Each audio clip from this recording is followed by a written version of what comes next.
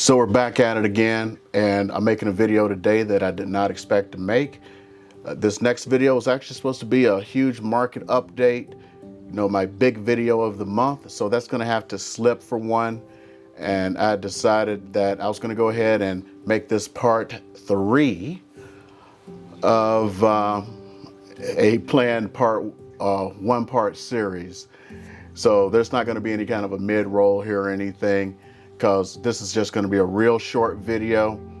And remember, I did part 2 about appraisals, and that was purely because of being recognized by someone, and it was like, oh wow, so I need to go into part 2 and along with some other things that happened. Well, part 3, let's go into a little story.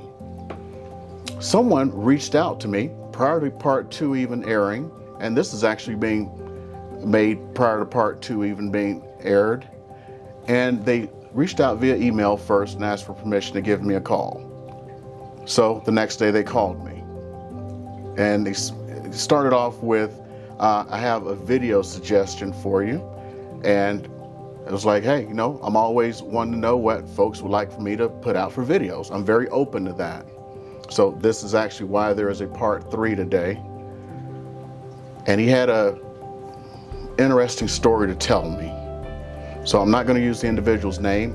Thank you for bringing this to me, because I don't know if everyone knows what's going on here. So he said that that first video struck a chord with him. The individual had their house up for sale, and because of their circumstance, I'm not going to go into, because I don't want to identify the individual, they were, I don't want to say required, but highly suggested to use one of these iBuyer platforms. I'm not going to mention names here, but the different iBuyer platforms that are out there.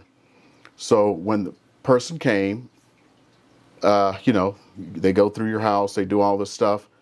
And one of the pitches they used was, because the individual was a minority, well, isn't it best to kind of like take our offer? That way you don't have to de-ethnicize your home, worry about getting a lowball offer for someone else, or worse yet, what about when the appraiser comes and lowballs your house? That means somewhere out there, the industry knows that this is happening.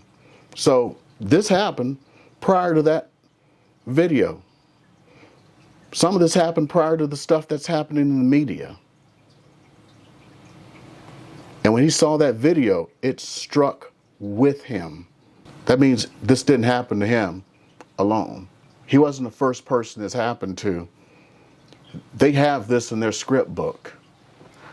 For those of you who don't know, just about everyone in the sales industry has what's known as a script book. Every real estate agent, every banker, every salesperson you meet, every car salesman, they got a script to handle you, to deal with your objections. So they've already figured that out. They have a script to deal with the minority, to say, you should sell your house to us, maybe at a lowball price, because what happens when the appraiser comes and they realize this is the home of a certain minority and they lowball your price?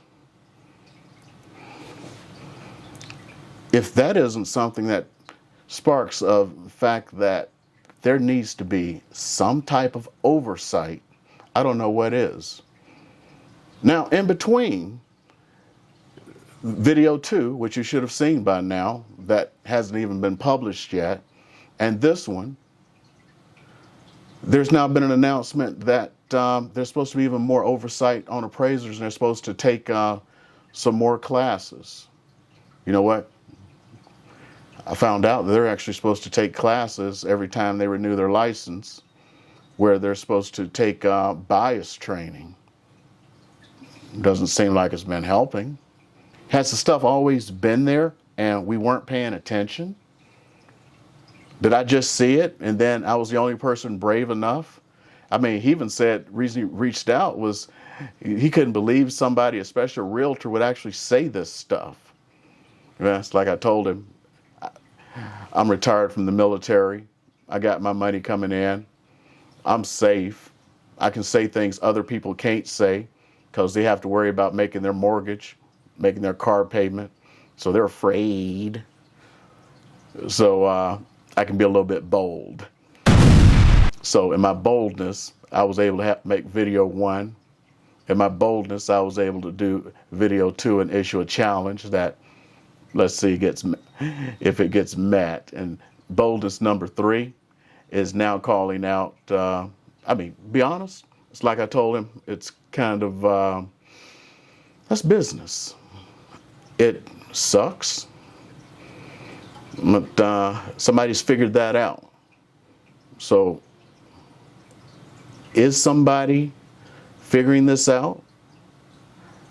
This one, I want to open a discussion and send this out to folks.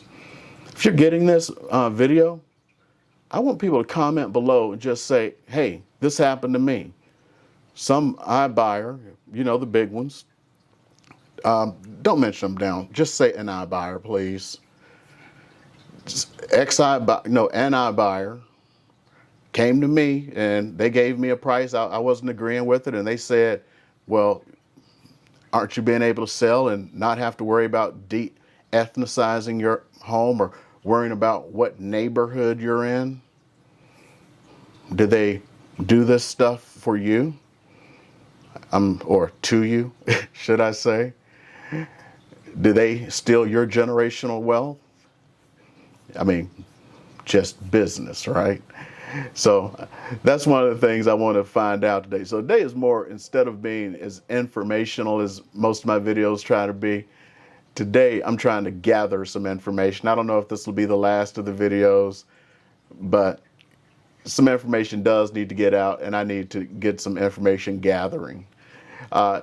So if this has happened to you, you know that it's happened to somebody, and I mean really know.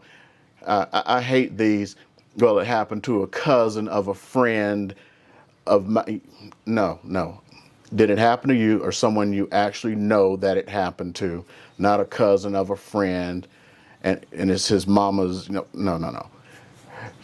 We have to have real data, and if you have that, link that down below, talk to me, and let's get a real discussion going so we can have some real change. And if you like the content that I'm putting out, go ahead and hit that subscribe button and like this video. Share this video, please. Watch my next video, and I hope you all have a good day.